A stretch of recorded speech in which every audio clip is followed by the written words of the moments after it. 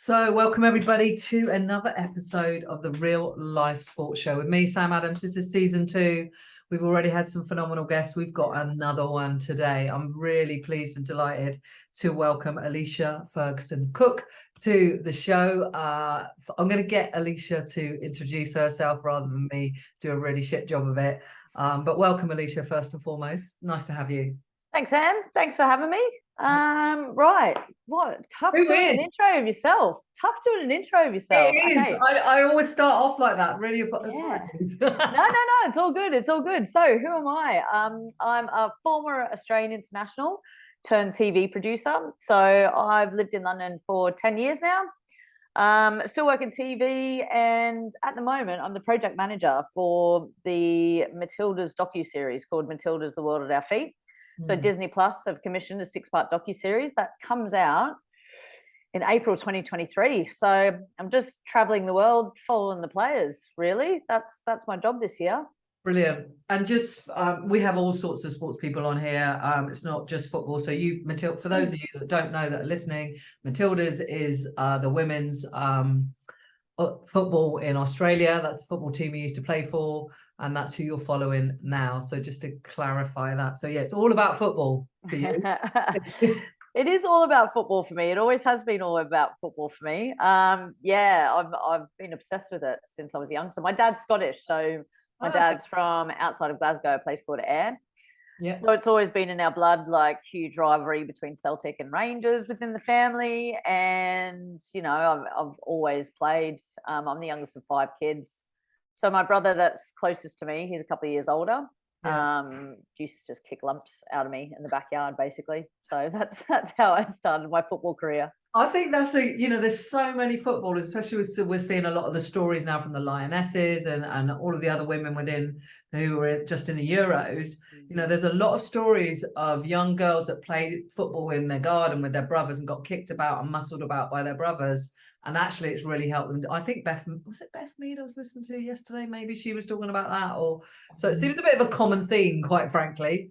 Yeah, definitely. I think so. I guess, you know, I think in Australia, we're pretty lucky. We're a sports mad nation anyway. So if it wasn't playing football in the backyard, it was like getting tackled rugby league, rugby union style with a ball. You know, and it was just sport. It was just sport. I played hockey as well. But football was what I really loved playing. And so, yeah, I started playing in the boys team when I was 6.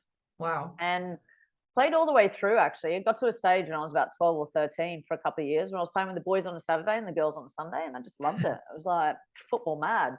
Was it? I mean, I don't know your age, but back then, was it really? What was the access like for young girls to play football? Access was great. So I'm the big 4-0. So that was in like the late 80s and stuff like that. But again, like the acceptance and the ease for me to play with the boys and just be seen as another player, I found it really simple. Right. But again, like I just think our Aussie culture it's sport. Like that's what it is. And even in school, I was playing AFL with the boys. I'd play at lunchtime with the boys, and there was never any issues with that. And I don't think any of my mates, you know, my other teammates ever really had any issues playing in boys teams growing up. So it was a bit of a culture shock to me when I first got here. I was doing some coaching and for an academy when I moved here. There was this young girl. She was about 7 years old. So she came along because her brother was 8. She was the best player in that academy, like our little our sessions. Yeah. And so she was telling me she had started playing with her brother's team, but then parents from the other clubs complained about her. Wow. And so they stopped a 7-year-old girl from playing in a boys competition at that age. So she was telling me she had to go and she'd just stand on the sidelines while her brother played. And like so I moved here in 2012. And there's still stuff like that happening. And I was pretty shocked, I must admit. And I still hear stories of that. Yeah. There's still a way to go, I think, culturally. But I think, you know, you said we're going to talk about Lionesses. Stuff like them winning on home soil, hopefully will start changing people's attitude towards it, because it's just absolute nonsense. Oh gosh, yeah. I mean, it's a joke. Like, it's shocking when you say you've been here 10 years. and we still have stories like that from, and I'm way older than you, and uh, like It's tough. It's really tough. The other thing is like, there's this thing with the FA over here, I think, where, so again, as a national team, so leading up to the 2000 Olympics, our team, we went full time into our program, into the Australian Institute of Sport. So we all moved down to Canberra, which is the capital of Australia, to a sports institute. But even through when I first got into my first all women's academy, which was 13, and it was an open academy, so I was the youngest there. I had to go see a psychologist to see if I was up for it, because we were training 5 nights a week. We were in the gym twice a week.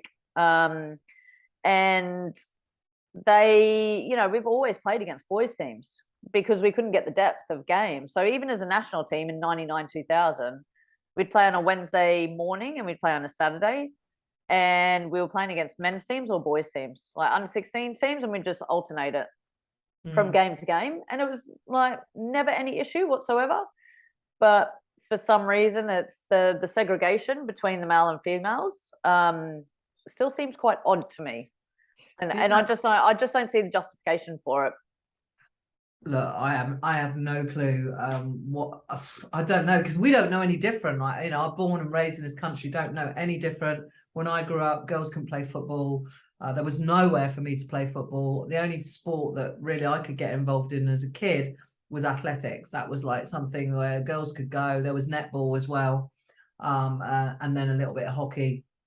But outside of that, really, there was no rugby, there was no football, there was no cricket. And it wasn't until I got to my late teens that I found a football club that I could play for, which was a girls' football club. There was just no chance of me playing.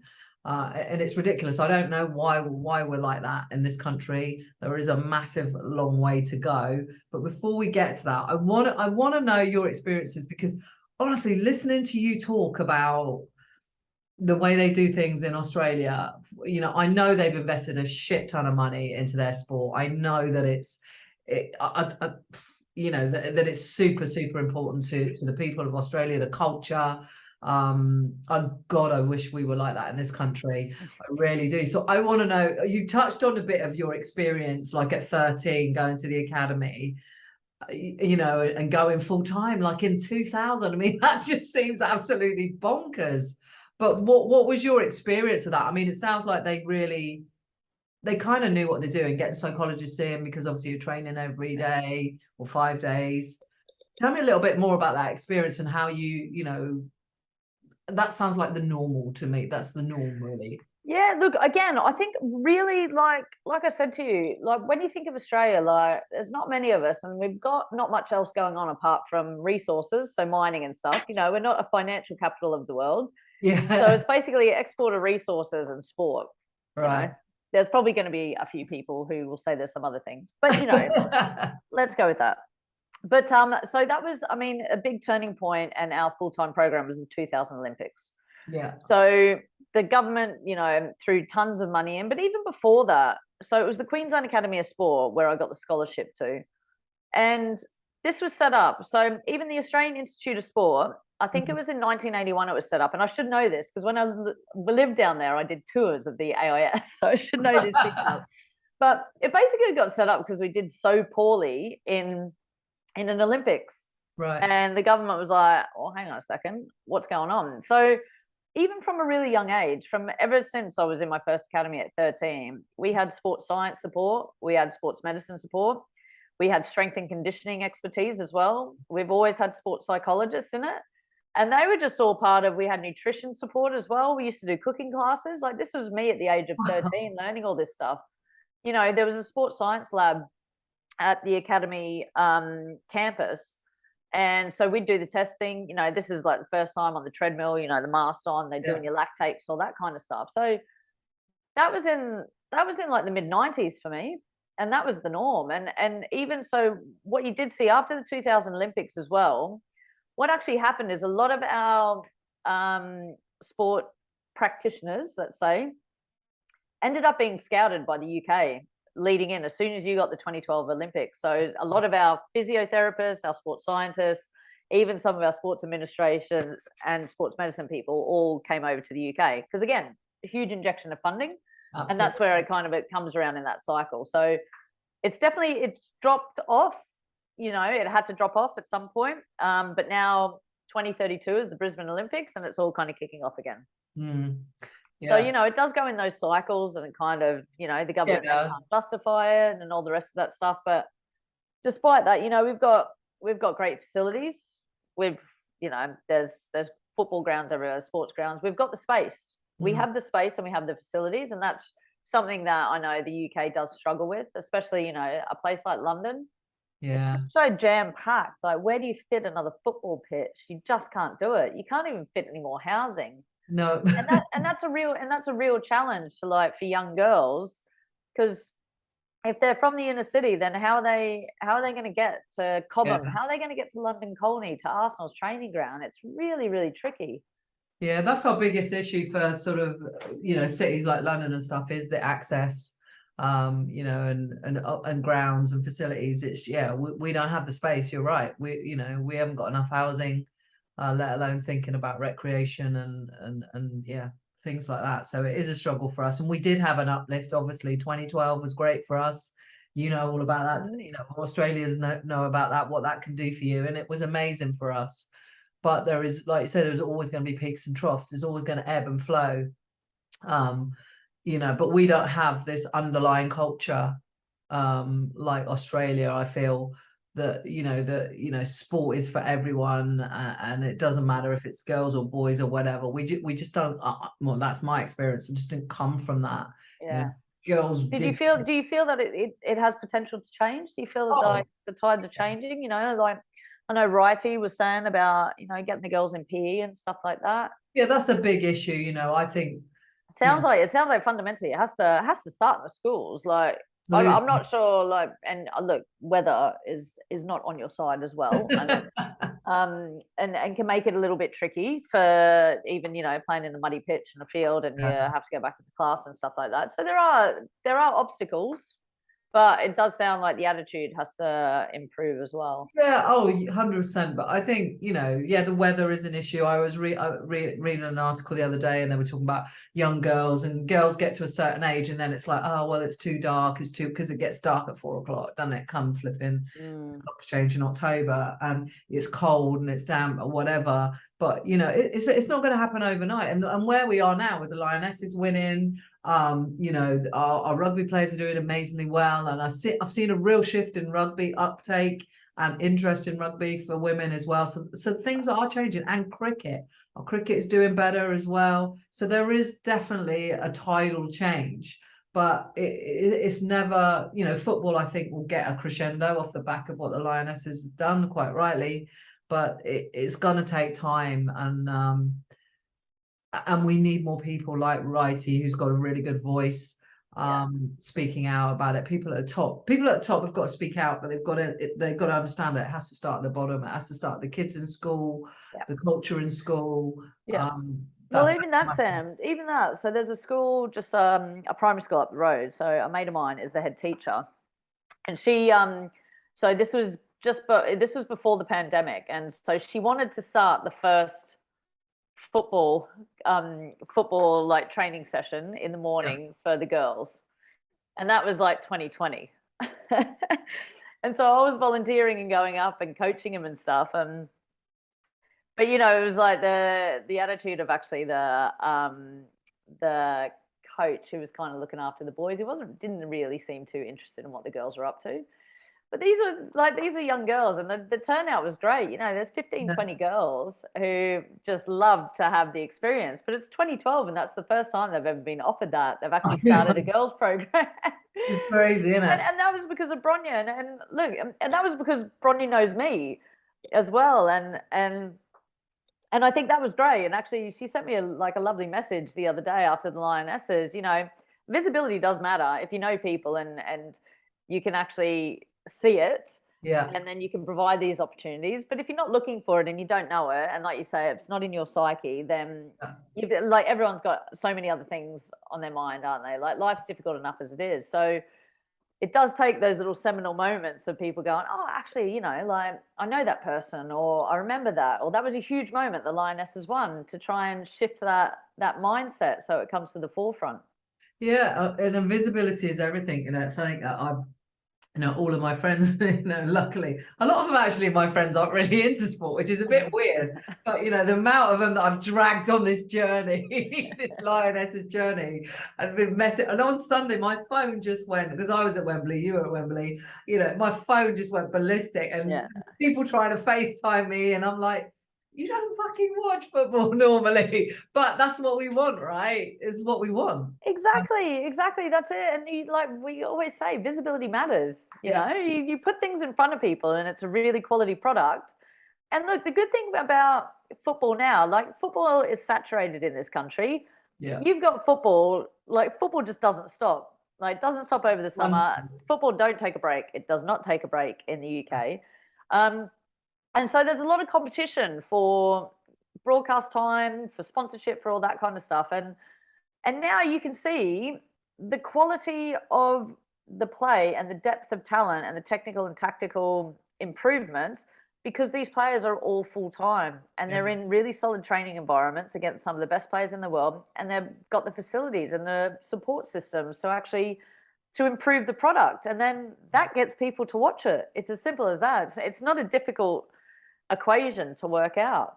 No, absolutely, you're right. You know, I've been watching football for a long time, and you know, I drag my niece is massively into football, and I've taken her to all the football matches. I live in Brighton, so at the Amex we've been to every match and stuff. And you know, I keep saying to her, you should have been here 20 years ago. You should have been here 30 years ago. It wasn't quite like this. That's it. You know what? But it's great, you know. Sometimes I get asked, you know, are you what is it? Not resentful or anything, but you know, do you wish you were a player in this area? And it's like, well, no, I had a great time. I had a fantastic career. I got to travel the world. I got to play for my country. I got to play in the home Olympics. Like, no, like everything that you do, but everything that happens beforehand is all leading up to this point. Yeah. And to where these players are now. And, you know, everything these players are doing is leading into what the next 20 years hold for people as well, when it's even better. So everyone has their point in time and what they've contributed to the legacy of it. Yeah. But like what we're seeing now is what we always wanted, what everyone wanted. So I don't think you can ever hold it against this generation for being at this point in time. No, you can't. I mean, I look at them and think, bloody hell, they're really lucky. Yeah. You know, I'd love to, you know, I did athletics to a good standard. I'd love to have played football to you know, have the facilities and the access that now is coming to the fore. But it is what it is, and it was what it was. But you, nonetheless, you know, somebody in a woman in the UK in the year 2000 try and play football for England, you know, Kelly and the likes of that, you know, all of that Kelly Smith and those kind of people. I know, you know, sorry, but you know, it was nothing like your experience. You know, tell you what, I'd love to see Kelly Smith still playing now, because I reckon she could still come up. She plays sometimes, and I'll dig her out on this. So I've got a Monday night football crew. We play down at Chiswick, but Kelly only turns up in the warm weather. Kelly, the first time, one of the first games when she turned up, and so Kaz Carney was playing as well, and I was on Kaz's team, and I was going like, close it down, Kaz, close it down, don't let her shoot. Kelly just like put a bullet left foot into the top corner, and I was like, good defending, Kaz, well done. Like, oh mate, some player Kelly Smith is. I didn't know you knew her actually, but look, I'm an Arsenal fan, so you know, that was some of the first women's football I watched was Arsenal women, and I'm a massive fan of her. But what I appreciate, and I hope a lot of people listening to this, so they don't understand the history of the women's game, go and do some digging around and you know, have a read about the likes of Kelly Smith, because we wouldn't have what we have now if it weren't for people like Kelly and all of those that have gone before and worn the shirt before, the things that they did at Arsenal. Kelly is without doubt one of the greatest footballers ever, really. I mean, she was quality. She was one of the greatest dancers I've ever seen after the game on Sunday. we caught up. She got us into a nice little VIP place just in Box Park there, and yeah, she said this is how much I've had to drink and how happy I am. I never danced, and I was like, brilliant. Carve up the dance floor, Kel. I think we need to see some of the iPhone footage of that. There's got to be some around. I saw. No, I didn't take any of it. I was like, I'm standing well away from that, mate. You can do carving up the dance floor over there. But yeah, look. I think you see even like the Karen Carneys, the Farrah Williams, and stuff like that. You know, this generation just before, really, they were still the ones that, you know, there's these seminal moments, I think, where you notice a big improvement in the technical and the tactical awareness and ability of the players. And that generation started that. Yeah. Because those players, you know, exceptional players, really exceptional players, and there's so many more. I won't go through them all, but so so what all these this generation of players is really lucky, because what they were able to do was to train with those players, and see the standards that they had to get to, and then they can push on and do that, because then they're in a proper full-time environment. And you know, with the addition of playing in Europe and stuff like that, different styles. So, you know, that generation has a lot to be proud of, and they have had a huge influence on what this generation is now. And I think it's important for people to remember that. And I know a lot of the players do that as well, but I think, you know, for everyone else, that a lot of what's happening now, the success now, is down to them. 100%. And I think, you know, we've got a whole, you know, I don't know what happened in Australia throughout the years, but here we've obviously got a whole new fan base, you know, and you got to see that yesterday trying to get tickets for the USA England game. Fucking bonkers. I was pissed because I'm like, where the fuck were you like last year? Just for a moment. I mean, I'm happy really, but I'm just like, you'll be happy if you get the ticket. You'll be pissed if you don't get the ticket. That's what I said in my. That's it. Yeah, exactly. Like, look after the proper fans. Get us the tickets first, the priority. You know, it's interesting because some of the boys that play on my Monday Night Football as well. So now there's actually, so they go and follow the England men's team away, and so there's like a point system type thing. So the more games you go to with the England men's team, then you get priority tickets. And I kind of think that's a good thing, and maybe it protects the likes of you, Sam, where no, but I think it's a good thing, because you don't want to ostracize and annoy the fans that have been there from day one with the old bloody new fan and all that. No, absolutely. I think, you know, they've got a problem on their hands, which is great. It's a good problem to have, because suddenly we've got this influx of whole new people that are interested in the women's game in this country. And you know, somebody said yesterday to me about the fan that, you know, like, there wasn't the point system, but there was another way of doing it. And I was like, yeah, absolutely. You know, the ones that we've been here all along, yeah, we need to be rewarded for our loyalty, and, you know, we need to be, you know, some way get ahead of the queue. I was working yesterday, so I bloody forgot anyway. The thing is, the trouble is, like, I know, you know, like you know people when you go, oh, can you get me a ticket? But it's so crazy now, they can't even get your fucking ticket. Whereas before they go, oh yeah, it's 10, you know, like, bring who you like. I tell you what, you realise how popular you are when big games come up. Hey, all the friends come out of the woodwork asking for tickets. Yeah. Oh, had plenty of them on Sunday. I didn't even know, because I actually thought I was going to be, because I'm full time working on the Matilda's docuseries, sorry. So I was supposed to be working for Optus Sport, because I've done broadcasting with them previously, but in this job I'm not doing any in front of camera media stuff. It's just the nature of the beast. And so I thought I'd be working on the Euros. I thought I'd be pitch side at most of the stuff. So I hadn't even got any tickets. So I managed to like get invites for a few. And then I'll have to give a massive shout out to my mate, Liesl Jolly, who's the women's lead at, or head of women's at Visa UK, who said, yeah, we've got 2 tickets for you and your husband in hospitality. And I was like, yes, bring it on. Brilliant. Nailing life. Fantastic. It is who you know. It is who you know. It is who you know. Yeah, exactly. So no, I was very, very fortunate. But yeah, it's just such a good atmosphere, wasn't it? Amazing. Yeah, like I don't think I'll ever forget it. It was probably the happiest day of my life. I've been married twice, so that tells you a lot. I've got 2 children. But the good news is the lionesses won't break up with you, so you're fine. yeah, That love absolutely. affair will last for your whole life. And it's been there already. It's been a love affair for a Exactly. long time. It's going to Exactly. continue on, but Yeah. it probably was the happiest day of my life. I think it was just, I cried yesterday. I cried Monday. I've felt like I've had a hangover for 2 days without drinking a drop of alcohol on Sunday night, even though we was partying, but I'm not drinking at the moment. So Yeah. I didn't drink, but I've literally, I feel like today I'm like starting to feel a bit human again, but I just Yeah, can't. well, I mean, you and me both. That's why I've tried to sweat it out in the gym. So I don't really want this on. I don't really want the vision for everyone to see how haggard I looked after like You look what was a fine. big You night. look But you know, fine. like you say about that, like the like I was really emotional all day Monday as well. I was Yeah. watching the thing in Trafalgar Square. My mate Joe Bennett works with the team. You know, seeing the hard work that he puts into putting out some amazing content with the team, and also just seeing the reaction of people, reaction of players, just reaction of everything. It was everywhere. It was everywhere. It was on all the front pages of the papers. Everyone was talking about it. That's never happened before.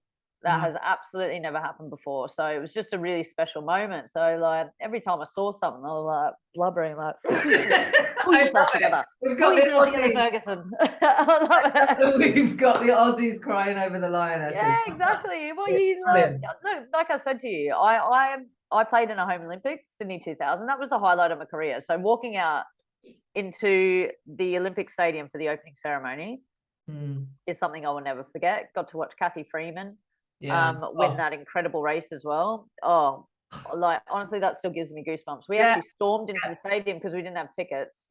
So just as athletes, we just went in with one of our kind of athlete liaison officers. We were just like, right, we're in. So we're just all standing like right on the finish line. Amazing. So there was Jai Tarima, I think he won a medal in the long jump over somewhere else. And Tatiana Grigorieva got a pole vault silver, I think, and then Kathy Freeman. So it was just this extraordinary day. But I mean, what a legend. Kathy was staying just around the corner from us where we were parked in the Olympic Village. And, you know, for someone with so much pressure on her, so much weight of expectation, she just has this aura of calm, incredible calmness about her, where it's just like, right, yeah, okay, I'm just going to go out and take all that pressure, wear a really cool Nike suit, and off we go. I love athletes like that. I mean, oh God, sport gets me so emotional. I know it does a lot of people, but there's some iconic moments. That was an iconic moment in my book, and I feel like not enough people know Kathy Freeman's story. Yeah, you know, she is just an absolute legend. I'm just like in we awe are so of you. yeah. Honestly, finish line. Honestly, Sam, like it's still, like I said, it still gives me goosebumps thinking about the opening ceremony as well when she lit the cauldron. Thinking about, so what I was saying to someone the other day was the thing about playing in front of a home crowd, especially in something huge and actually winning it, is that you sacrifice so much. You miss birthdays, you miss weddings, you miss any fun. You kind of miss out on a bit of like a young adulthood where maybe your mates are going out getting up to mischief and stuff like that. You travel away a lot, you play away a lot, where you don't play in front of your friends and family and loved ones.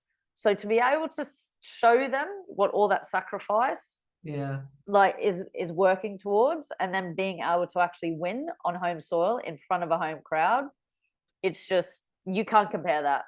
No. You absolutely can't. I guarantee you, even if the Lionesses win a World Cup next year, the highlight of their career will probably be winning on home soil at Euros. I get that. Yeah, it's just like, and so that's why it'll always make me emotional, because you work so hard, you know, the hours and hours of training and all the rest of it. You know, and I'm not saying it's a bad existence. We get to play football and travel the world. It's not that bad, is it? You know, well, you know, but this is a pretty good gig. It's a good gig because, you know, look, sport is phenomenal. You're doing something hopefully you're passionate about. I work with professional athletes, and I see some of the stuff that they go through. But this is the whole point of the show, really, is that actually we talk about the reality that there is, you know, because you know, let's be honest, people just look at the TV and see the Lionesses and think, oh, wow, aren't they lucky? But like you say, it's the sacrifices, the day in, the day out, the missed birthdays, the family connection, traveling all the time. Traveling all the time, you're not on holiday when you get there. It's not a picnic. And some people cope better with that than others. Some people don't like to travel at all. And the mental pressure, the physical pressure, you know, pressure from your teammates that you feel, your own personal pressure, you know, there is a lot that goes on behind the scenes. It takes a village to put one man on the pitch, or one woman on the pitch, or one person on the track. You know, this is the reality of the show. You know, to talk about some of that, the highs and the lows. And I just want to, like, obviously we've been talking a while already, but I do want to talk about the Matildas, because obviously you played for the Matildas, but now you're doing this docu-series. So tell me a little bit about that, how that came about and what we can expect from that. Because obviously I'm guessing that's a pretty good gig to be doing that. It's fantastic. Look, I started on the role, so I'm employed by Football Australia. So Football Australia put a call to action out for people to actually put in ideas for a docu-series for the Matildas.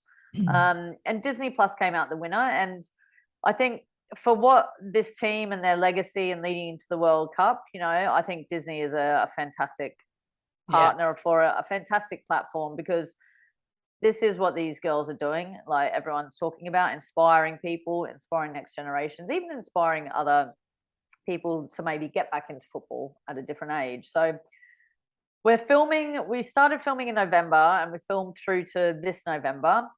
So the key thing about this is that it has to be timeless. So it's focusing on not necessarily like a point in time to a point in time type thing. Of course, we're following them through the year, but it's really focused on the players and getting to know the diversity of our squad and the makeup of our squad. And also, I don't think people quite appreciate this. The Matildas are the most traveled team in the world. You know, most of them are based over here in Europe. And at the moment, leading into the World Cup, they're going back and forth. So every second international window is back in Australia. Now, you talk about like how tough this is on the athletes. You know, of course, athletes love playing at home, but they're playing on a Sunday, they're on a flight on a Monday, and then they're playing the following Saturday.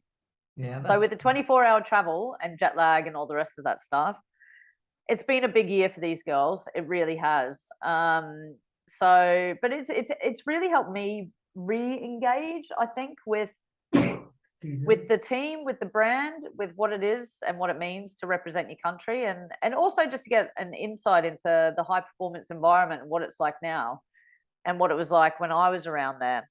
You know, there's not a lot of things have improved. Like a lot of things are like the staff, the support staff is like huge now. But they kind of need that to keep these girls on the pitch, to keep them fit and healthy. But you know, as players, they still live out of suitcases. You know, they might move into a place. You know, for instance, like a Mary Fowler's just moved from, she was in Montpellier and now she's in Manchester. You know, it's not like many of them like pack up their whole families, or they've got wives, or they've got husbands and kids and stuff like that. It's still a tricky existence for our women footballers, because it essentially is. You know, someone like Tamika Yallop, her wife Kirsty and her daughter Harley are still back in New Zealand.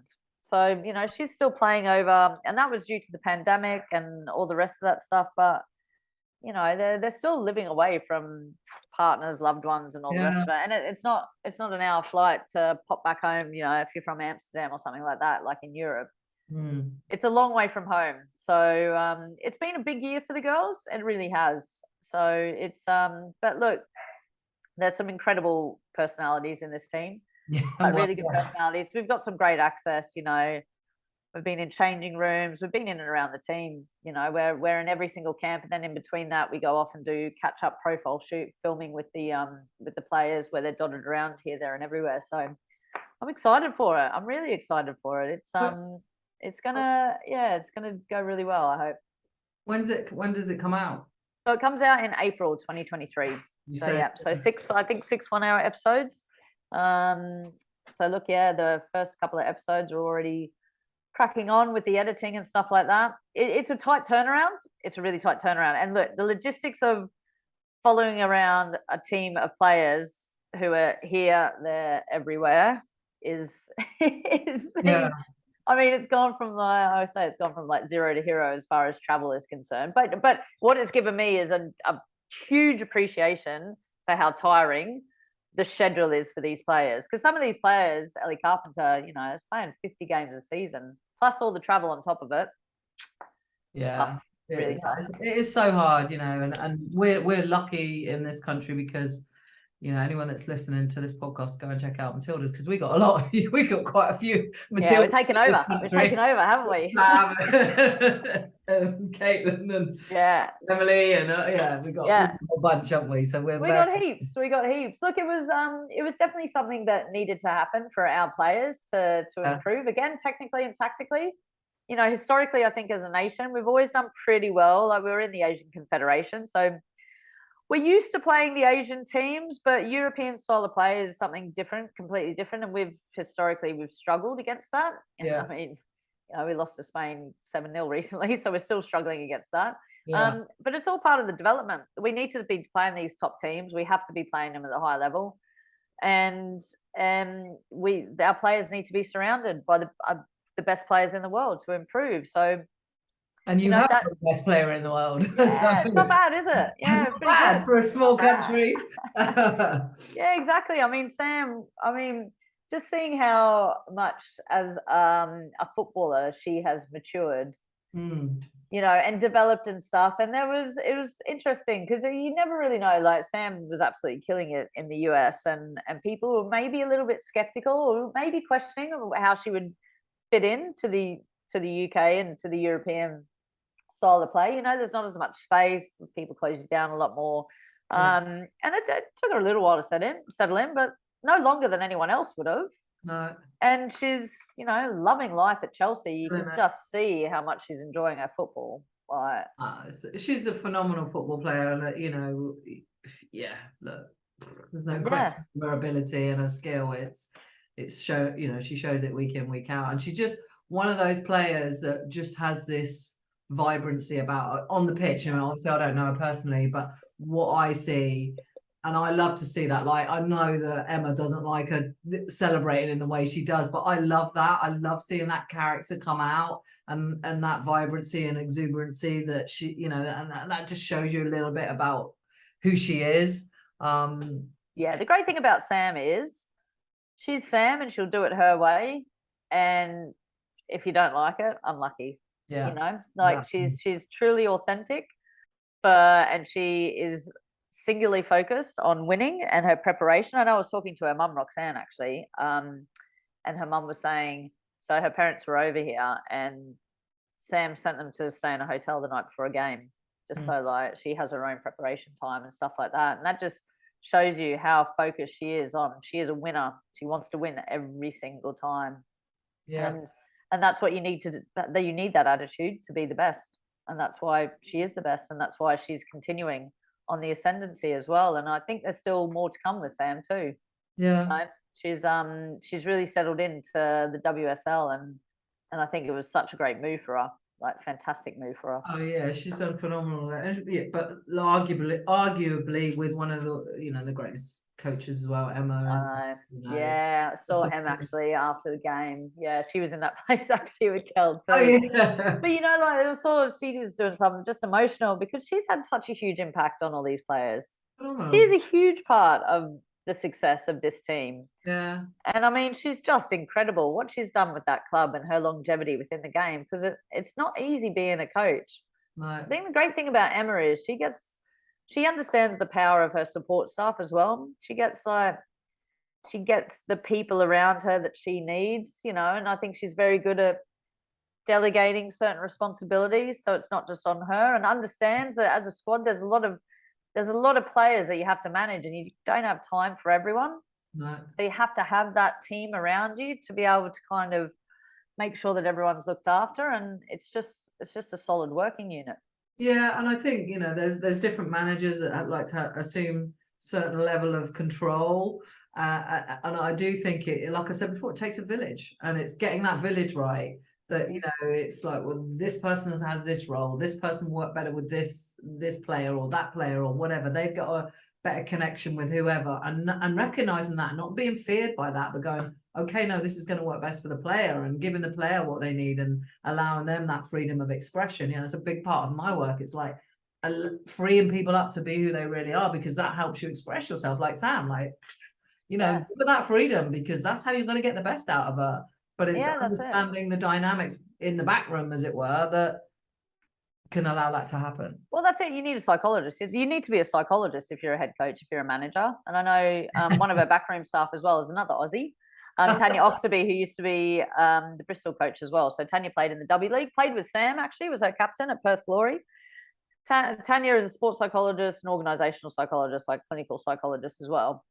And it's crucial. It's crucial to, especially in a team like that. Like Emma's got, it's difficult to keep everyone happy. You've only got 11 spots on the pitch, and you've got some really big name players that you're sometimes putting on the bench. And saw this as well with Serena Wiegman.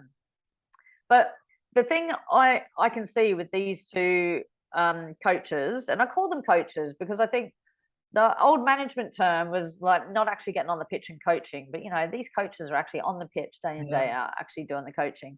But with Serena, you know, all players want is transparency and honesty. Now, you might not always like what the honesty is. You're not going to play because this is your role within the team, and this is why I'm making this decision. And you have to basically make a choice whether you're coming on board with us or you're not. Yeah. But for some reason, a lot of coaches tend to find that a bit difficult. You know, a lot of people find confrontational, like open and honest discussions quite difficult. Yeah, it's I was been talking about this recently, because in the work that I do with some of my clients, pretty much all of my clients, at some point we end up talking about relationships. Yeah, we all want them, we all have them, whether that's your coach, your partner, your family. You know, relationships always come into play. And one thing in relationships is what happens is, you know, there's this new term, ghosting. And ghosting is basically, it's fear. It's because somebody doesn't want to tell you something that they think is going to hurt your feelings. And that's all ghosting is about. It's about that other person having a lack of communication, you know, an inability to communicate to you that they don't want to see you again, or they don't want you to play, or whatever it is. That it's on them. It's their communication ability, you know, and it's the same, you know, in sport. It's like communication skills are fucking crucial. If you're going to be a coach or a manager or whatever within that squad, you've got to be able to communicate with your player and not be frightened to do so. And even like on the pitch, you know, I think like as well, like being exposed constantly, and even when I moved into production, I found it really difficult that people couldn't give you like open and honest feedback, whether it was good, bad, or indifferent. And actually, when I first started in production, it was bad because I was completely retraining in an industry that I had no idea about at 30. Yeah. So the transition of athletes into a new life afterwards, it's bloody difficult. It's so difficult. But like, I'm so used to on the football pitch, if I do a bad pass, I know I've messed up.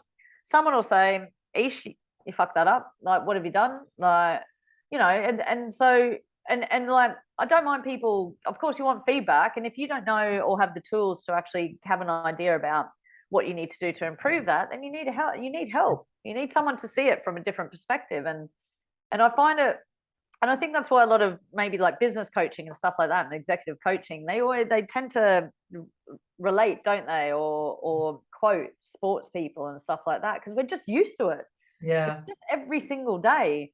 It's hour upon hour of, right, what are you doing right? What are you doing wrong? This is what's happening. And it's a lot of self-evaluation constantly that you have to make sure that you're contributing to the team. And I think in that, a lot of that is crucial and does help in a business world and a corporate world as well. Yeah, absolutely. You know, I'm not a fan of I get called a life coach a lot of the time, and I'm not a fan of that title, but everyone gets it when they say you're a life coach. But to me, coaching is a toolkit. There's many different things that I do with my clients, whether they're in sports or not. It's just a toolkit. But one of the things my coach said to me quite a few years ago, he was, be the kind of coach that's not frightened to get fired. And it's never left me that. And that's why I think I love working with sort of high achievers and high performers, because a lot of people say yes to them all the time. And they need somebody that is not going to be that person, and I like being that person that's like giving them fucking mirror and making them see what's on the mirror but also what's behind it, and just not being afraid to get fired. And I think most coaches, I think that's a good way to be, really. It really is. It's like that's an order. I'm gonna steal that if you don't mind as well, because I think, but it is, it's exactly what you said, Sam. It's living without fear. You know, and you have to do that. And I think the world would be a much easier place if everyone was just a bit more honest with each other. There's a movie, actually, I don't know whether you've seen it. It's a Ricky Gervais movie called The Invention of Lying. Yes, I've seen brilliant. Yeah, I've seen it. And like it's just like to see a world where no one can lie and everyone just tells you the truth, where it's like a sledgehammer in the face. I get told a lot that I'm a bit of a sledgehammer in the face, and it's like, well, at least you know where I stand, or at least you know what I think, like, you can always push back. If you don't like it, then like we can discuss the reasons why and stuff like that. But you don't think Aussie's a bit like that anyway, a bit more than us Brits? You are a little bit, I don't know loads of Aussies, but the ones that I do, I certainly would say that they are a little bit more forthright, a little bit more bolshy, a little bit more. I'd have to completely agree with you on that. And a lot more sweary. Well, I don't mind the sweary, so that's fine. Listen, true. I am really aware that I have taken up like a lot more of your time than I promised to, but thank you for coming along and sharing a little bit about your story and what you're up to. What's next for you then after this docu-series? Have you got anything coming up? What's your plans? What would you like to happen? Look, I think I'm definitely really keen to work on the World Cup back in Australia. So I think that'll probably be in a broadcast sense. I've still got a really good relationship with Optus Sport. I worked with them on the 2019 World Cup. I did the men's Euros with them. They're fantastic to work with. So yeah, hoping that will come to fruition, because it's a home World Cup. I want to be there. I want to be following the Aussies. I want to be amongst it. So that's the loose plan at the moment. So hopefully I'll get to spend a couple of months, or 2 or 3 months back in Australia after I finish up on this anyway. No, which will be good. Yeah, and for those of the guys that are listening, the Women's World Cup is next year in New Zealand and Australia. Kicks off, I think it's like around about the 20th of July in New Zealand. Final is in Sydney. I'm going to be there. I'm definitely going. I'm going to be away from home for 2 months. I am not missing out for anything. So no, it's going to be a wonderful spectacle. As I say, I keep saying this, what to expect. You expect a lot of beer, a sports mad nation. So I think our stadiums are in great positions. There's beaches, there's football. What more could you want in life? It's going to be fun. What do you think at this point with the Matildas then? What do you think of their chances, how well they might do in the World Cup next year?